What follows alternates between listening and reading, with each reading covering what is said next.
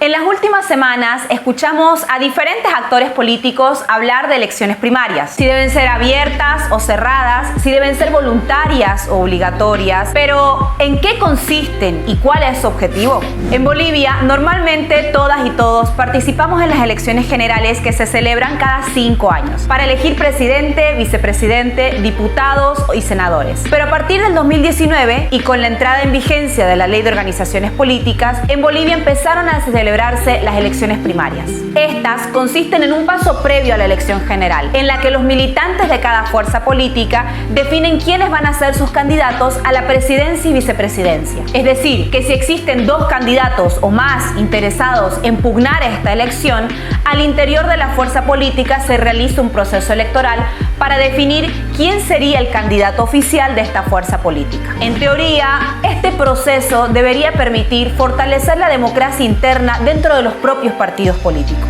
Pero es en realidad una práctica que se realiza en apenas 11 de 34 estados que componen la Organización de Estados Americanos. Para ordenar un poco la explicación, tomaremos 2 de las principales características de las elecciones primarias en nuestro continente. La primera característica a diferenciar es si son primarias obligatorias o voluntarias. Por ejemplo, en países como Uruguay, Argentina o Bolivia, el ingreso a estas elecciones primarias es una condicionante para que el partido pueda registrar oficialmente una candidatura. Y estos procesos electorales normalmente están organizados por las autoridades electorales en cada uno de estos países. Pero en otros países como Chile, Colombia, República Dominicana o Ecuador, la realización de las elecciones primarias es un acto voluntario de cada fuerza política. Esto quiere decir que no están condicionados a realizarlas para inscribir una candidatura de forma oficial. La segunda característica a establecer es si estas elecciones primarias son abiertas o cerradas. Por ejemplo, en el caso de ser cerradas, se supone que los militantes de una fuerza política que han registrado su militancia participarían en el proceso electoral para definir sus candidaturas en nombre de la construcción institucional y la trayectoria que cada militante desea tener dentro de un partido. La otra posibilidad, cuando hablamos de elecciones primarias abiertas, se refiere a que cualquier ciudadano pueda participar en las decisiones de un partido, sin que necesariamente hubiera inscrito su militancia. Y aquí es donde se registran algunas observaciones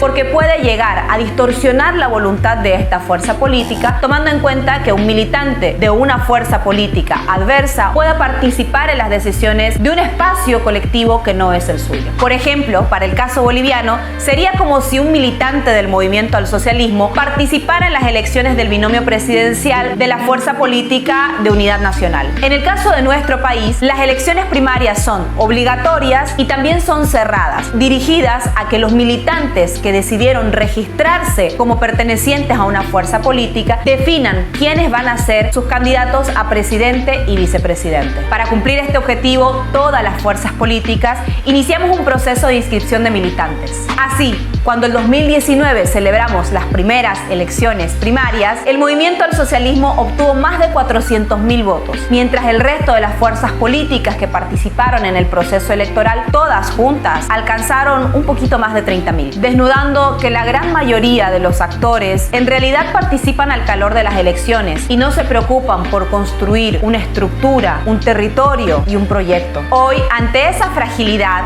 algunos actores políticos promueven la realización de elecciones primarias abiertas, simultáneas y obligatorias, el modo conocido como PASO, que fue eliminado este año en Perú, que está siendo cuestionado en Argentina por el oficialismo y por la oposición y que solo mantiene su vigencia en Uruguay. Pasaron más de 5 años desde la promulgación de la Ley de Organizaciones Políticas y ningún partido, a excepción del movimiento al socialismo, se tomó en serio la tarea delegada: actualizar el registro de militantes. Y la verdad que a estas alturas es gracioso que planteen primarias abiertas esos mismos actores que no se dieron el trabajo de cumplir con sus obligaciones partidarias, planteando que las primarias sean una forma de saldar la falta de militancia y de estructura política. Mientras, el movimiento al socialismo ya ha realizado 2 procesos de inscripción de militantes desde la promulgación de la Ley de Organizaciones Políticas y el último de ellos lo realizó con el registro biométrico. Pero mientras el MAS inscribía militantes, cumplía sus tareas, ¿qué esperaba el señor Carlos Mesa? Que nuevamente nuevamente el FRI le preste la sigla para presentar su candidatura? ¿O qué pretende el señor Luis Fernando Camacho? ¿Volver a utilizar la UCS como una sigla prestada? Si una persona desea convertirse en una opción electoral,